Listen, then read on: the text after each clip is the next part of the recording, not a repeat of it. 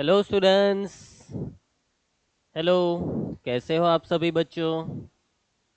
I hope कि आप सभी बच्चे बहुत ही बढ़िया है, मस्त है, मज़े कर रहे हैं। चलिए शुरुआत करते हैं आज के मैथ्स के लेक्चर की।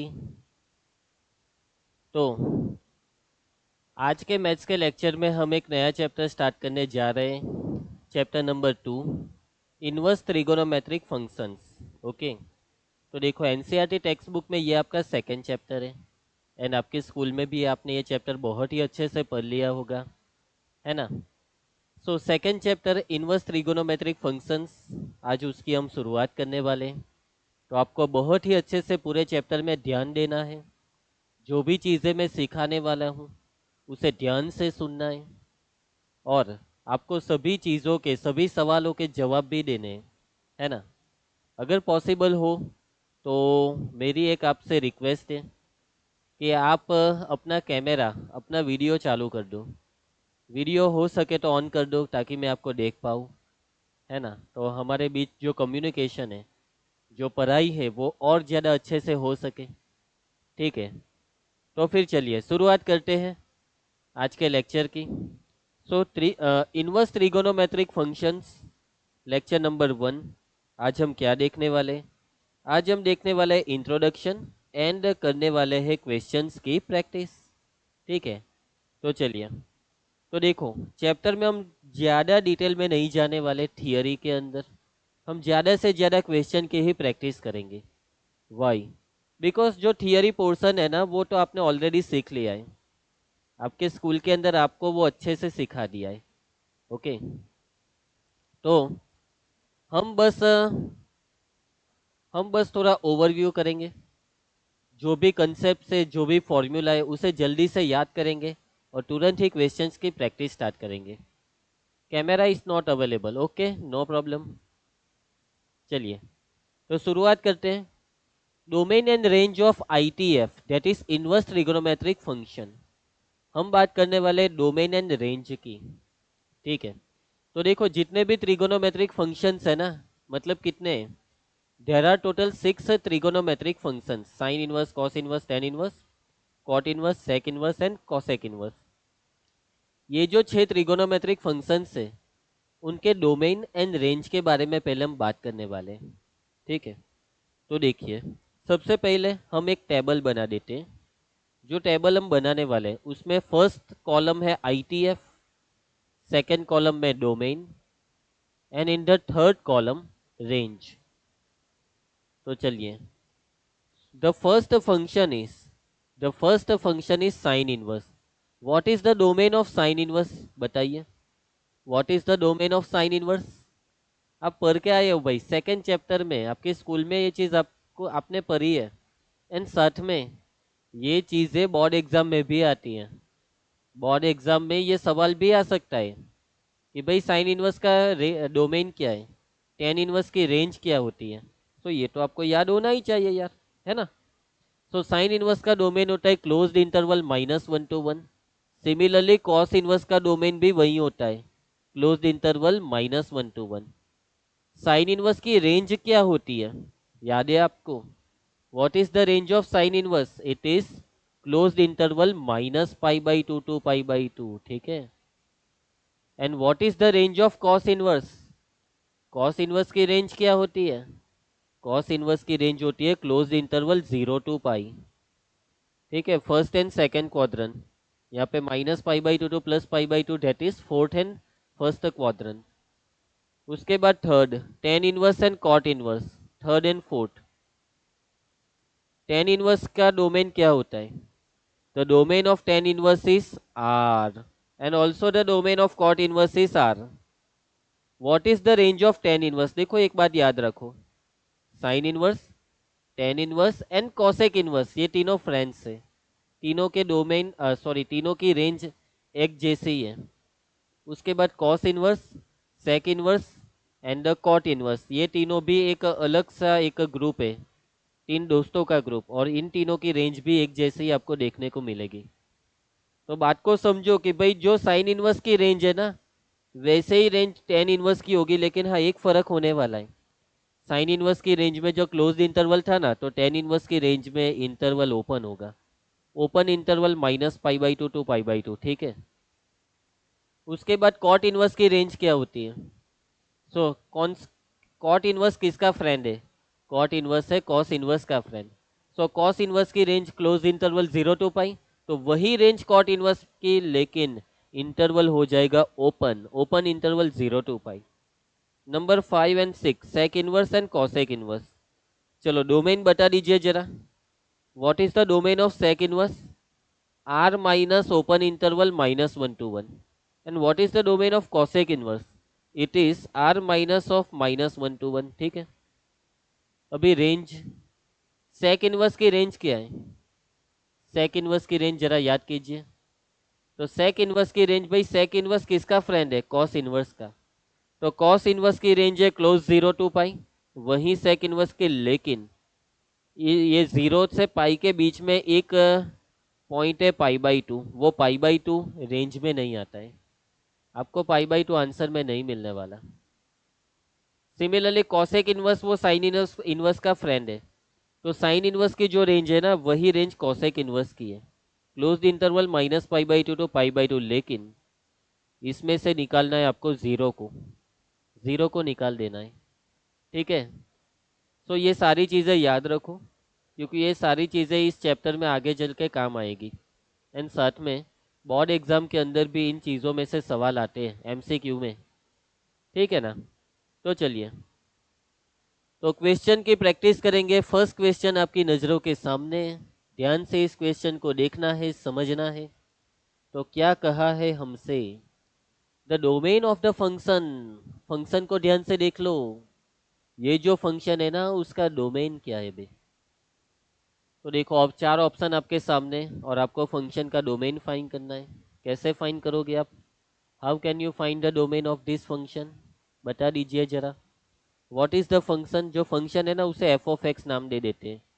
So the function is cos inverse of 2 times sine inverse of 1/4x² - 1 upon pi. This is the given function.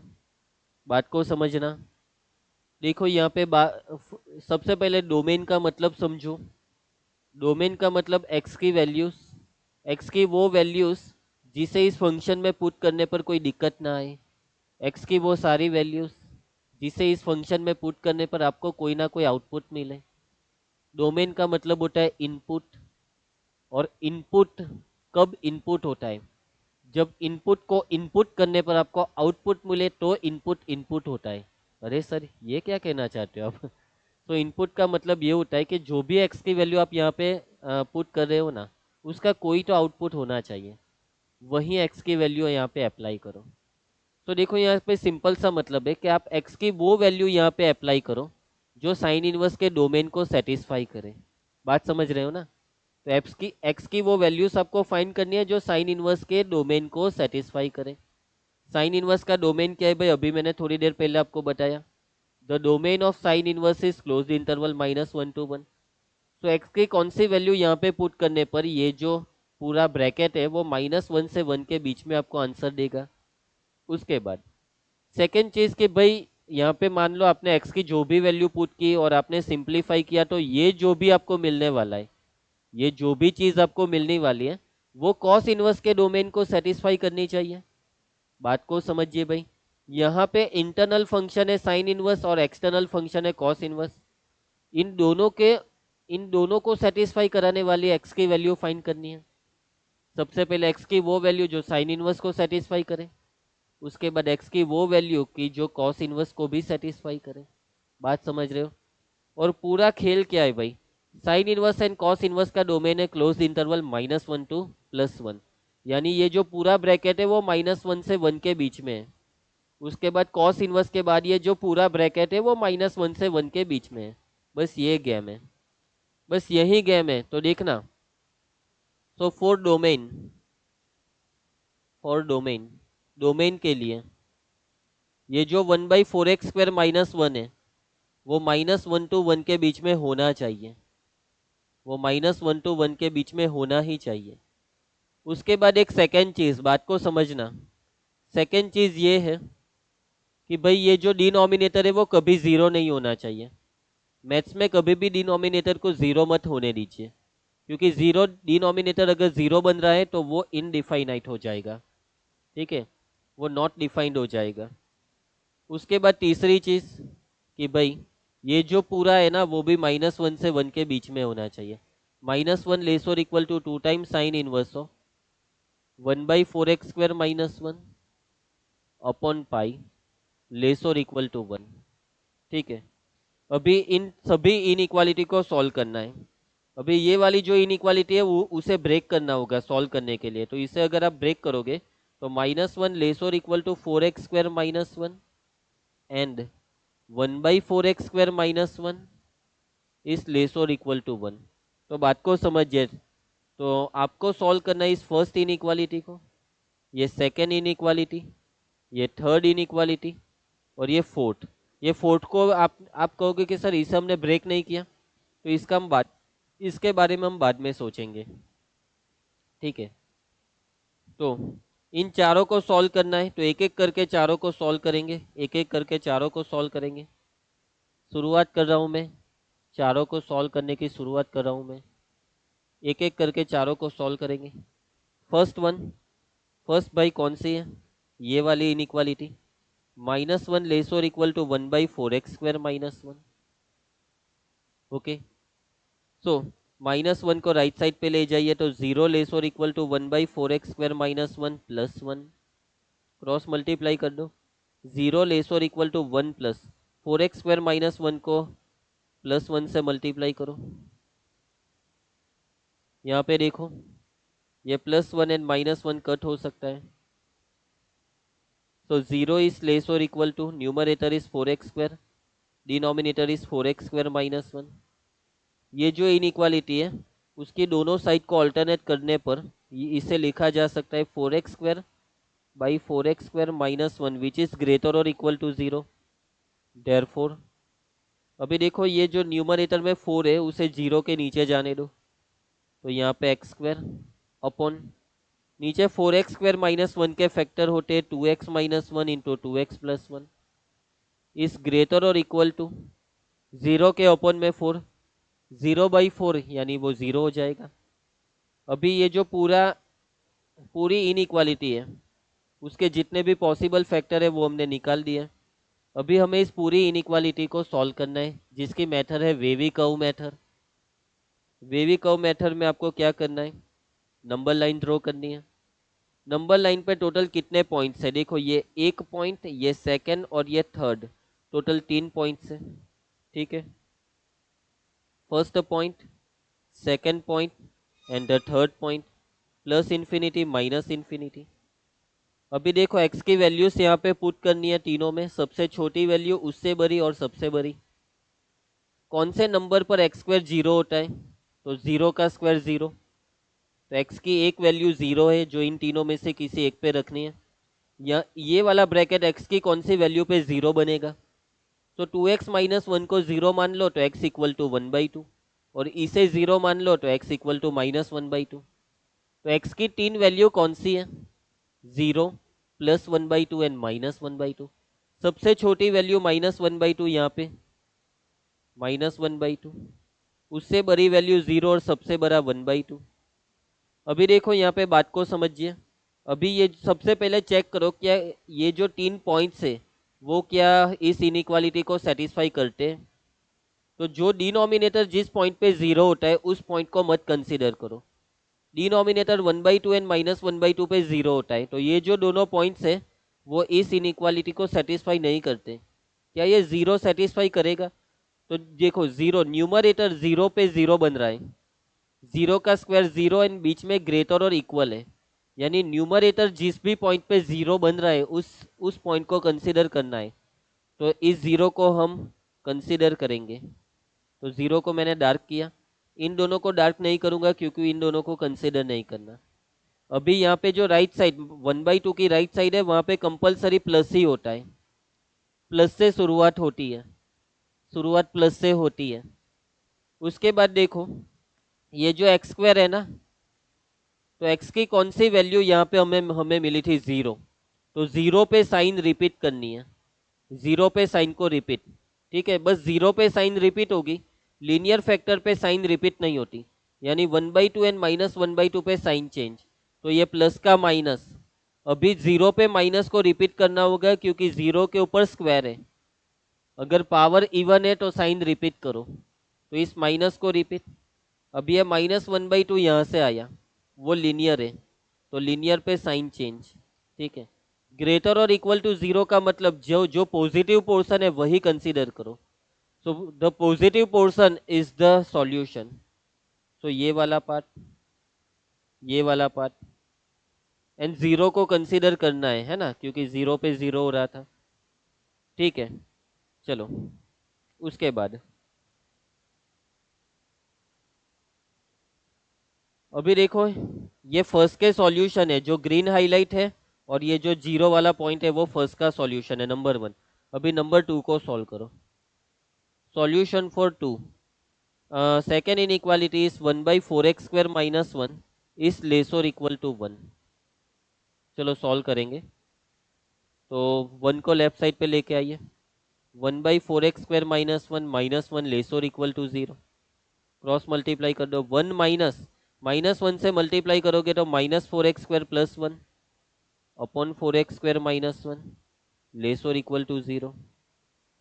1 + 1 यानी 2, 2 - 4x² upon 4x² - 1 is less और इक्वल टू 0। देखो यहाँ पे ये 2 को आप कॉमन निकाल सकते हो और 2 को नीचे जाने दो। तो यहाँ पे 1 - 2x², देखो x² पॉजिटिव होना चाहिए, तो यहाँ पे न्यूमरेटर में 2 को कॉमन निकालने के बाद 1 - 2x² है, उसमें x² नेगेटिव है। उस नेगेटिव x² को पॉजिटिव में कन्वर्ट करने के लिए दोनों साइड -1 से मल्टीप्लाई कर दो, तो 1 - 2x² हो जाएगा 2x² - 1, denominator as it is 4x² - 1। ये लेस और इक्वल टू 0 बन जाएगा ग्रेटर और इक्वल टू 0, क्योंकि आपने नेगेटिव नंबर से दोनों साइड मल्टीप्लाई किया। नेगेटिव नंबर से मल्टीप्लाई करने पर इनइक्वालिटी चेंज हो जाती है। अभी देखो यहाँ पे यही वाली प्रोसेस करनी है। अभी फैक्टराइजेशन, फैक्टराइजेशन बताइए। 2x² - 1 का factorisation √2x - 1 into √2x + 1। 4x² - 1 का फैक्टराइजेशन होता है 2x - 1 into 2x + 1 which is greater और इक्वल टू 0। नंबर लाइन के ऊपर 1 2 3 4 टोटल कितने पॉइंट्स आने वाले? 4 points, 1 2 3 and 4, plus infinity minus infinity. उसके बाद सभी पॉइंट्स को यहाँ पे डिनोट करो। तो देखो सभी ब्रैकेट्स को 0 मान के x की वैल्यू फाइंड करो। तो इस वाले ब्रैकेट में से x की वैल्यू मिलेगी +1/√2, यहाँ पे भी मिलेगी x की वैल्यू -1/√2, यहाँ पे +1/2 और वहाँ पे -1/2। तो x की जो 4 वैल्यूज है वो कौन सी है? +1/√2 एंड -1/√2, +1/2 एंड -1/2। इन चारों में सबसे छोटी वैल्यू यहाँ पे रखनी है। सबसे छोटी वैल्यू नेगेटिव नंबर है, और नेगेटिव नंबर यानी -1/√2 एंड -1/2। तो -1/√2 एंड -1/2, इन दोनों में ज्यादा छोटा कौन है? तो ज्यादा छोटा नंबर होगा -1/√2।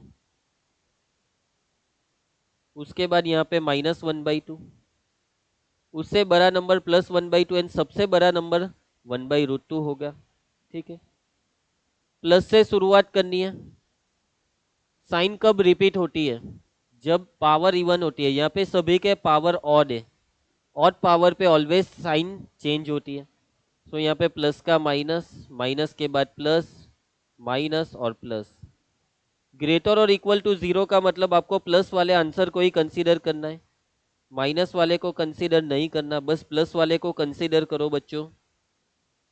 तो यहाँ पे प्लस वाले कौन से हैं भाई? प्लस वाले कौन से? दूसरी बात की क्या, इन चारों में से किसी को कंसीडर करना है। डिनोमिनेटर को 0 बनाने वाले को मत कंसीडर करो, यानी +1/2 एंड -1/2 को कंसीडर मत करो। न्यूमरेटर को 0 बनाने वाले को कंसीडर करोगे तो हाँ, क्योंकि यहाँ पे ग्रेटर और ग्रेटर देन के साथ इक्वल 0 भी है। सो -1/√2 एंड +1/√2 दोनों को हम कंसीडर करने वाले हैं। प्लस वाला पार्ट यानी ये वाला पार्ट, ये वाला पार्ट, और ये मिड पार्ट में भी प्लस है, तो इतना पार्ट हम कंसीडर करेंगे। ये पिंक हाईलाइट वाला पार्ट वो सॉल्यूशन पार्ट है। तो ये सेकंड भी सॉल्व हो चुके, अभी थर्ड की बारी। थर्ड को सॉल्व करेंगे। जो थर्ड है उसमें क्या है, 4x² - 1 is not equal to 0। 4x² - 1 के factorization 2x - 1 into 2x + 1 not equal to 0। Therefore x is not equal to 1/2 and x is not equal to -1/2। ये है इसके सॉल्यूशन। यानी कि हमारा जो भी आंसर होगा ना, उस आंसर में -1/2 एंड +1/2 नहीं होने चाहिए, क्योंकि वहां पे नॉट इक्वल टू लिखा है। तो ये थर्ड तो सॉल्व हो चुका, अभी फोर्थ को सॉल्व करेंगे। फोर्थ को सॉल्व करेंगे। चलिए फोर्थ के सॉल्यूशन को मैं यहाँ पे लिखूंगा। तो फोर्थ में यहाँ पे लिखा है -1 इज लेस और equal to 2 times sine inverse 1/4x² - 1 upon pi less और इक्वल टू 1। चलो तो देखना, ये नीचे जो पाई है ना, उसे रिमूव करने के लिए पूरे को पाई से मल्टीप्लाई करो, और यहाँ पे आप देख रहे हो 2 को 2 से डिवाइड करो। पाई से मल्टीप्लाई 2 से डिवाइड, तो ये -1 हो जाएगा -π/2। ये पाई यहाँ से हट जाएगा, 2 भी हट जाएगा, तो कौन बचा, sine inverse. Sign inverse of 1/4x² - 1 less और इक्वल टू पाई इंटू 1 यानी पाई, और 2 से करो डिवाइड। तो ये चीज आपको यहाँ पे मिल रही है। अभी बात को समझना ध्यान से, इसको देखो। यहाँ पे हमने ये लिखा है कि साइन इनवर्स ऑफ 1/4x² - 1 जो है वो -π/2 से +π/2 के बीच में है। इसका क्या मतलब हुआ, बात को समझिए। ये बोल रहा है कि भाई साइन इनवर्स का आंसर -1/2 -π/2 से +π/2 के बीच में, तो वह पे ही होता है। देखो साइन इनवर्स की रेंज, साइन इनवर्स की रेंज क्या है, -π/2 टू +π/2। यानी कि साइन इनवर्स जो है वो -π/2 टू +π/2 के बीच में होने ही वाला है। आप कुछ भी कर लो, आप x की कोई भी वैल्यू यहाँ पे डाल लो, ठीक है। यहाँ पे जो भी x, यहाँ पे पूरे सॉल्यूशन में जो भी x यहाँ पे डिफाइन होने वाला है, वो x हमारे साइन इनवर्स को -π/2 से +π/2 के बीच में ला देगा, ठीक है ना। ये इसका मतलब है। ओके, सो मतलब यहाँ पे आगे कुछ नहीं करना है, बस ये जो दो नंबर लाइन है, ये दोनों नंबर लाइन का कॉमन पोर्शन हमारा आंसर है, और उन कॉमन पोर्शन में 1/2 एंड -1/2 को कंसिडर नहीं करना है, ठीक है। ये चीज सेटिस्फाई होगी, this will satisfy by the value of x obtained in 1, 2 and 3। चलो 1, 2 एंड 3 में x की वैल्यू फाइंड करनी है अभी हमारा टारगेट। तो इन दोनों का कॉमन पार्ट कौन सा है, यहाँ पे -1/2 +1/2 है, लेकिन यहाँ पे -1/2 +1/2। तो बात को समझिए, इन दोनों को मिक्स करना होगा, दोनों नंबर लाइन को मिक्स करना होगा, दोनों को मिक्स करना होगा। तो चलो मैं मिक्स करने जा रहा हूँ। This is first number line final solution के लिए।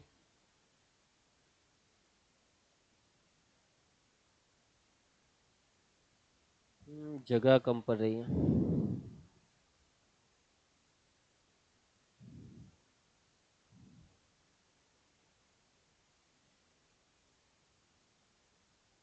चलो इन दोनों को मिक्स करना होगा।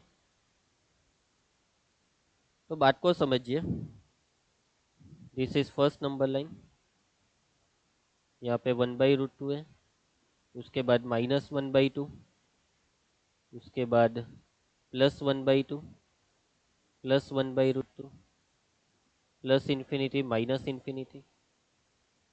ओके, यहाँ पे ये वाला पार्ट है, ये वाला पार्ट और ये वाला पार्ट।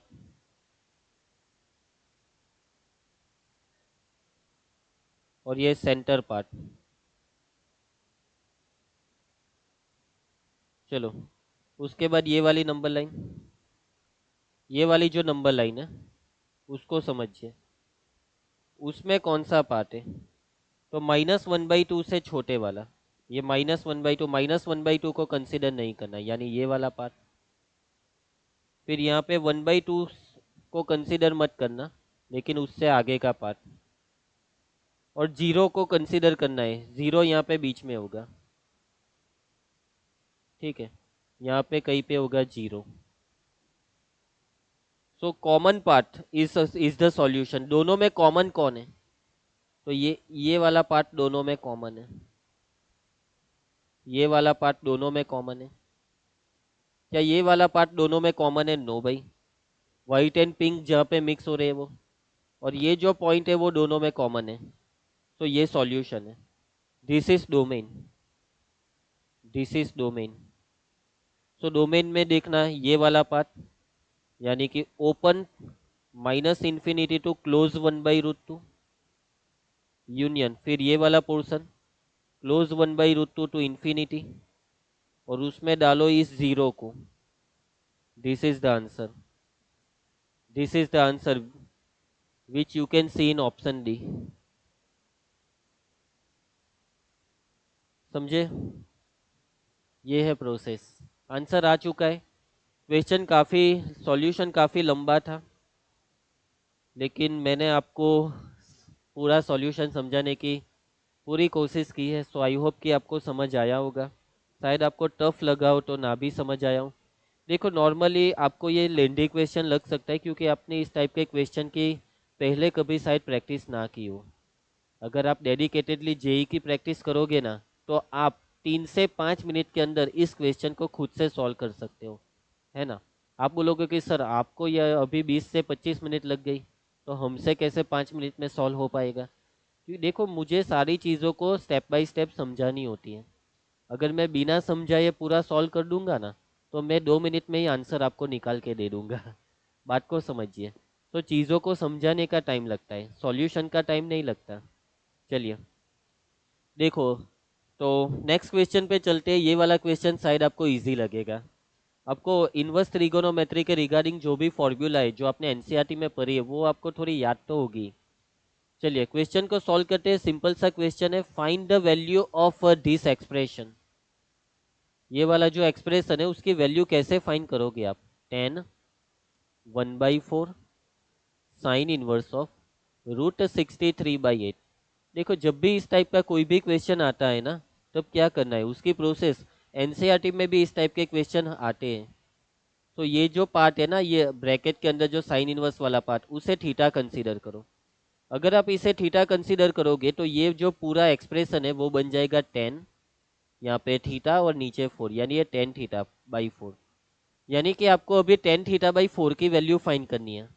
ये जो 10θ/4 है उसमें थीटा क्या है? Theta is sine inverse √63/8। ध्यान दीजिएगा, वेर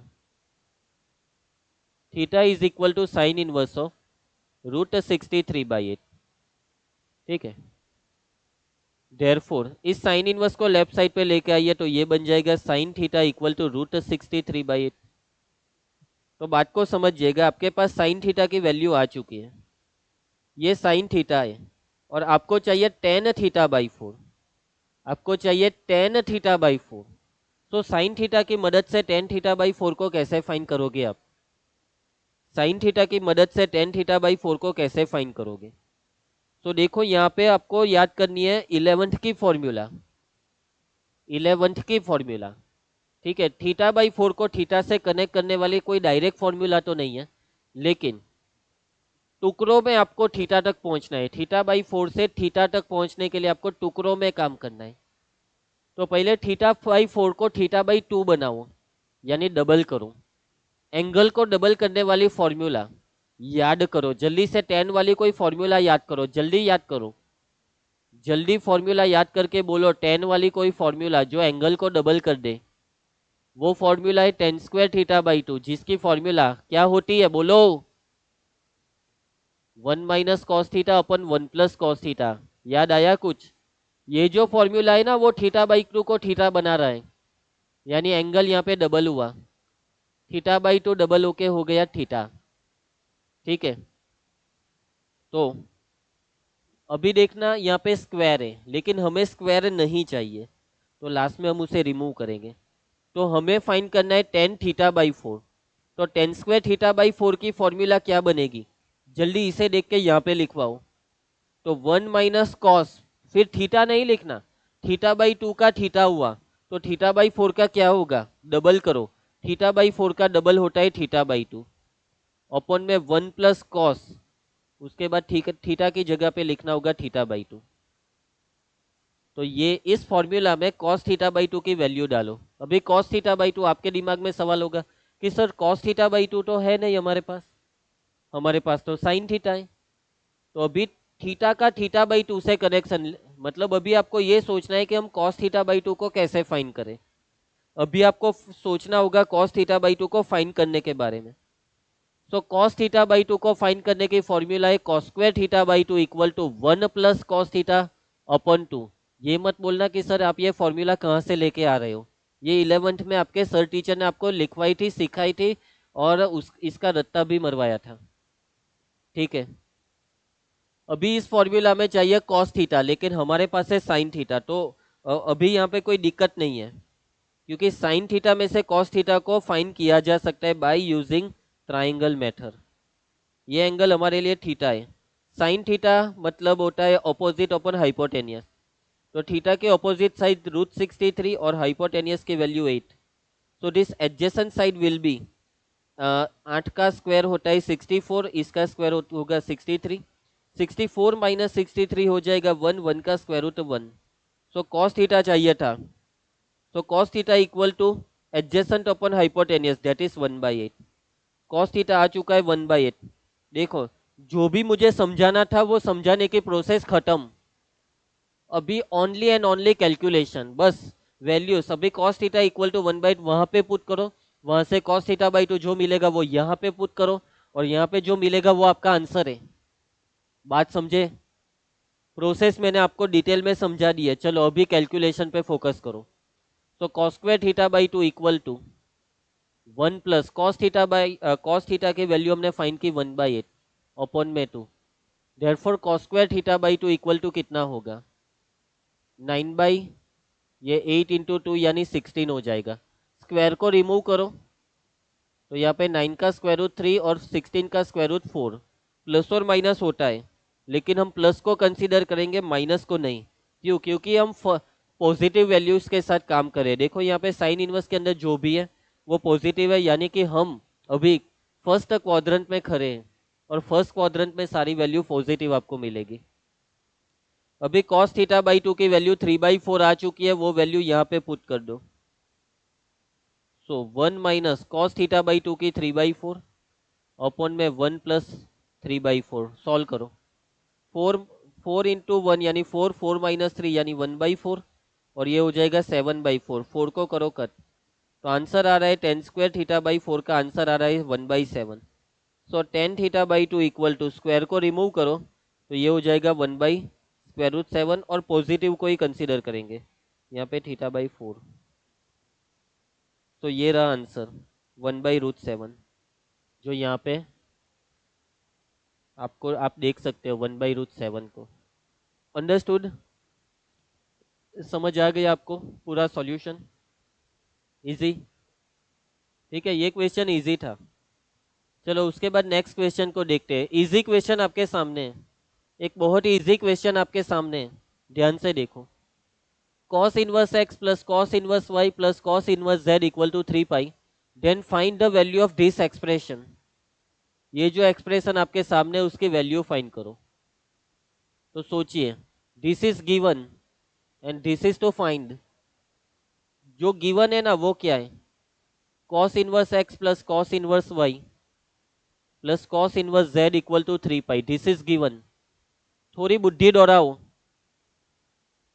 ये चीज आपसे क्या कहना चाहती है कि भाई तीनों cos इनवर्स का प्लस करोगे तो वो 3 पाई बन रहा है, तीनों का प्लस बन रहा है 3 पाई।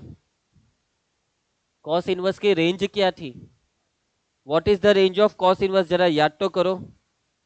The range of cos inverse is closed interval 0 to pi. Range of cos inverse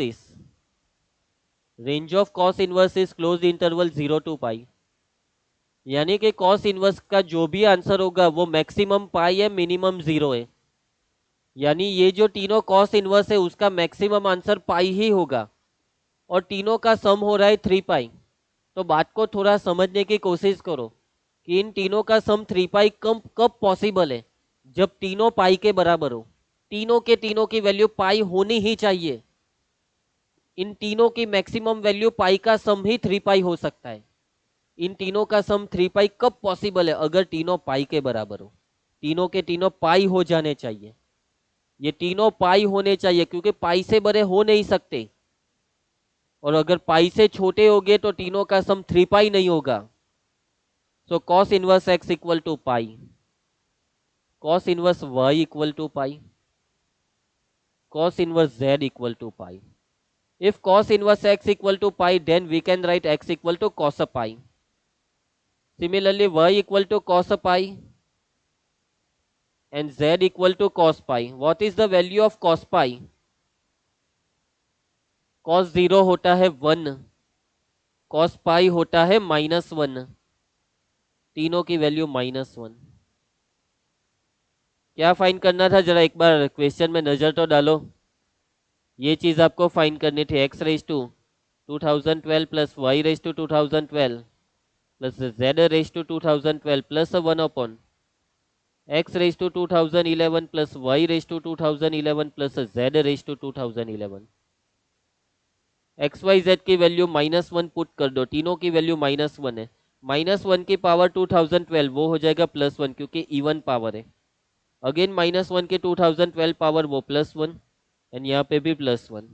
लेकिन यहाँ पे देखो पावर में 2011 है, वो ऑड पावर है. -1 के ऑड पावर -1 यानी तीनों के तीनों -1. 1 + 1 + 1 हो जाएगा 3, और ये हो जाएगा 1/-3, दैट इज -1/3.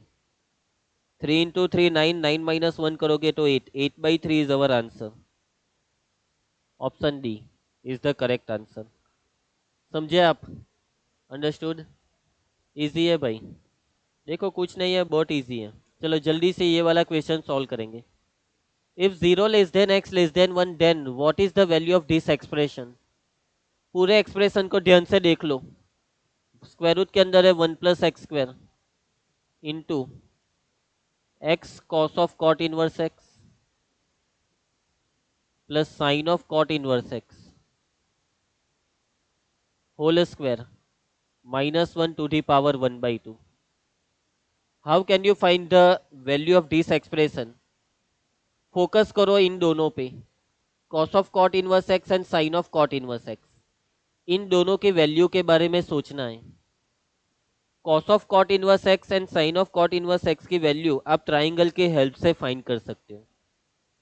दोनों में cot इनवर्स x है, तो दिस एंगल cot इनवर्स यानी कौन सी साइड अपॉन कौन सी side, adjacent upon opposite. Adjacent side is x, denominator में कुछ नहीं तो 1 यानी opposite is 1.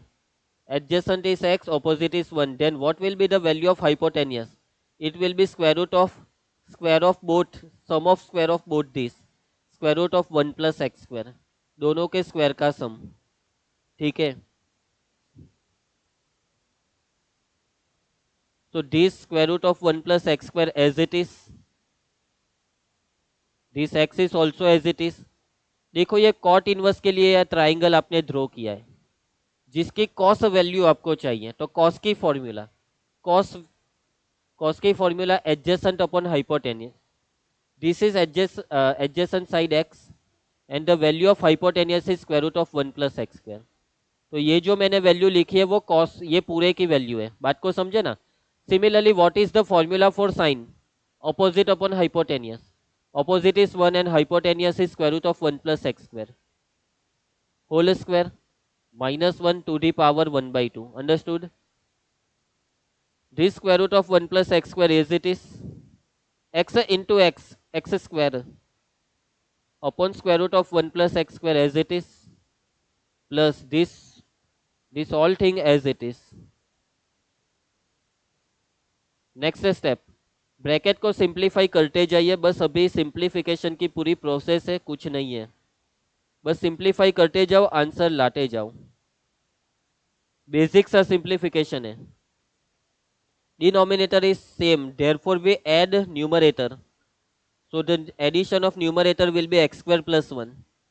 This x square plus 1 can be also written 1 plus x square because addition is always commutative. Denominator में 1 plus x square whole square minus 1 to the power 1 by 2. यहाँ पे देखो numerator भी 1 प्लस एक्स स्क्वायर है और denominator में भी 1 plus x square, लेकिन डिनोमिनेटर में स्क्वायर रूट है। तो अगर दोनों में सेम है तो नीचे का स्क्वायर रूट आप काट सकते हो और न्यूमरेटर को स्क्वायर रूट लगा दो। तो स्क्वायर रूट के अंदर 1 प्लस एक्स स्क्वायर, यहाँ पे नीचे का कट और ऊपर लगेगा स्क्वायर रूट, यानी स्क्वायर रूट के अंदर 1 प्लस एक्स स्क्वायर का स्क्वायर, ये minus 1 as it is to the power 1 by 2। तो square root of 1 plus x square, यहाँ पे स्क्वायर करोगे तो ये स्क्वायर रूट हट जाएगा, तो ये बन जाएगा 1 प्लस एक्स स्क्वायर। फिर यहाँ पे minus 1 to the power 1 by 2, ये प्लस 1 एंड माइनस 1 को करो कट, एक्स स्क्वायर की 1 बाई 2 पावर, तो स्क्वायर कट हो जाएगा, यानी ये हो जाएगा एक्स और ये square root of 1 plus x square, तो ये रहा answer. This is our answer, option C. Understood? Is there any doubt to anyone? No? बढ़िया। चलो अभी ये क्वेश्चन आपके लिए होमवर्क है, क्योंकि अभी टाइम खत्म होने वाला है, थोड़ा सा टफ होगा। फर्स्ट क्वेश्चन आज सॉल्व किया है उसी जैसा है, ये भी आपके लिए होमवर्क रहेगा। तो ये दो क्वेश्चन आपके लिए होमवर्क है। अभी हम मिलने वाले हैं नेक्स्ट लेक्चर, और हमारा नेक्स्ट लेक्चर कब होगा पता है आपको? तो मैथ्स का नेक्स्ट लेक्चर होगा थर्सडे को, एंड नेक्स्ट मैथ्स का लेक्चर थर्सडे एंड फ्राइडे को होगा इस वीक में, ठीक है? सो ये वाले वीक में विवेक सर अवेलेबल नहीं है, क्योंकि विवेक सर की शादी है ना? विवेक सर मैरिज में गए, उनकी खुद की शादी है। तो ये वाले वीक में फिजिक्स के कोई लेक्चर नहीं होंगे, बस केमिस्ट्री और मैथ्स के लेक्चर। तो मेरा मैथ्स का लेक्चर नेक्स्ट आपको मैं नेक्स्ट आपका लेक्चर कंडक्ट करूँगा थर्सडे को, और उसके बाद फ्राइडे को, एंड सैटरडे को आपकी मैथ्स की टेस्ट है, वो टेस्ट आपको देनी है ना? तो प्रिपरेशन कीजिएगा। जो चैप्टर है वो है डिटर्मिनेंट एंड मैट्राइसिस, यानी चैप्टर नंबर 3 और 4, वो आपको रेडी करने हैं जेई लेवल पे। ओके, सैनिक स्कूल। सर आज जो क्वेश्चन करवाए उसका पीडीएफ मिलेगा क्या? हाँ श्योर, पीडीएफ मिलेगा ना। देखो आपके स्कूल में जो टीचर है ना, उनको पीडीएफ की लिंक हमने ऑलरेडी दे दी है। जिस भी हम फोल्डर में पीडीएफ को सेव करते हैं ना, वो एक गूगल ड्राइव है, और उस गूगल ड्राइव की लिंक आपके सर टीचर को आगे भी हमने सेंड की थी। अगर ना की हो तो आप एक व्हाट्सअप मैसेज कीजिएगा, हमारा जो ग्रेड 12 का ग्रुप है ना, उसमें एक मैसेज डाल दो, तो उसमें हम फिर से डाल देंगे, ठीक है? ओके, तो चलिए आज का जो भी मैंने करवाया उसको अच्छे से लिख लो अपनी बुक में, और मस्त प्रैक्टिस कर लो। तो मिलते हैं नेक्स्ट लेक्चर, और कल आपका लेक्चर केमिस्ट्री का है, उपेंद्र सर आपको पढ़ाएंगे। ओके सर, ऑफलाइन टेस्ट के मार्क्स कब मिलेंगे? टेस्ट के मार्क्स वो आपको 2 दिन के बाद मिल जाएंगे, है ना? ओके, तो चलिए मिलते हैं, बाय।